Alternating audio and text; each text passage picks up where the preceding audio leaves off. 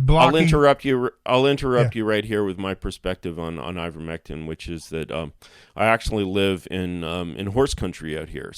so there's a lot of feed stores and so forth, and in I guess it was around February. I went to a conference in Vegas, which was full of COVID deniers. I was really the only one wearing a mask. So here I am in COVID world in Vegas. And in fact, at one point in COVID world, in this COVID fest, I found I was talking to one on one to someone who, is arguably one of the world's leading COVID deniers. Very smart, a smart fellow, and more than that, he appeared to have a cold. So in any case, the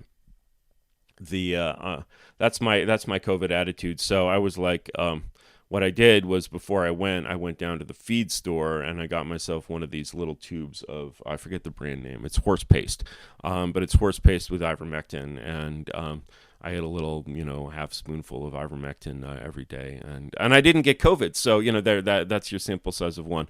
The thing is when I look and I'll tell you my thinking behind that, which was just a very simple rationalist type thinking. I was like, well, the risks of ivermectin are very well known, and they're very well known to be very low. And so my ability to either A, evaluate this research by myself, or B, delegate my trust to another party or institution which I feel is worthy of being trusted to validate this pile of evidence, is basically zero. So I don't have an institute. I could I listen to some podcast and someone sound perfectly convincing? I'm sure I could, but I would be like someone sitting in a courtroom, basically listening only to the prosecution's case and being like, "Wow, this fucker's got to hang." But if only all I heard was the defense case, I was like, "Wow, this guy has serious, charges for a claim against the government." People are, one of the elements of populism is basically people think that they can do this job universally by themselves, which is just, unless you're Johnny von Neumann, is just ridiculous. And so you essentially have to have, and maybe you have that kind of trust in Brett Weinstein. I don't know. I haven't listened to a lot of Brett Weinstein. And what they want to hear, and at its best, as we discussed with, as I said, I took the horse paste. I took ivermectin, right?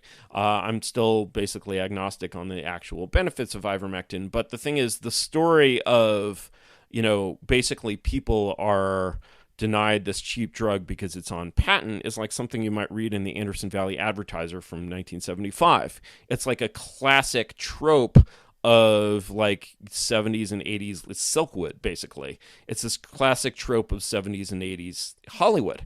And so, despite the fact, this specific story, as we discussed, is not at all utterly devoid of foundation, either as regards the drugs or as the problem with, problems of approving, off-patent medication.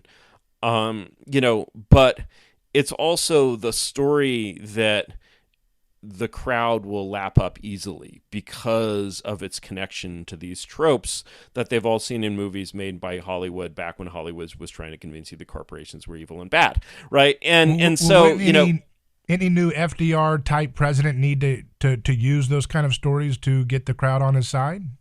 I think that no, I think that history rhymes, but it doesn't repeat, and I think that the level of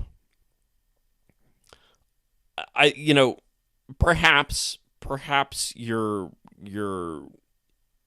not wrong, but perhaps you are wrong. That would be a very 20th century way of sort of creating popular energy and populist energy. And the danger or the difficulty of that is that you're fighting the last war, in a sense. You're fighting because you're sort of, when you use the mindset of democracy against oligarchy, everything in oligarchy is organized to fight democracy. Everything is organized to basically blunt the peasants' the peasants with pitchforks, keep them out of DC, keep them from storming the Capitol. It's like, just like, it's just, when you're part of America's governing class, like, the fear of those who rule over you, which is a fear as concrete as any like medieval noble had of a peasant uprising, is very, very clear and concrete.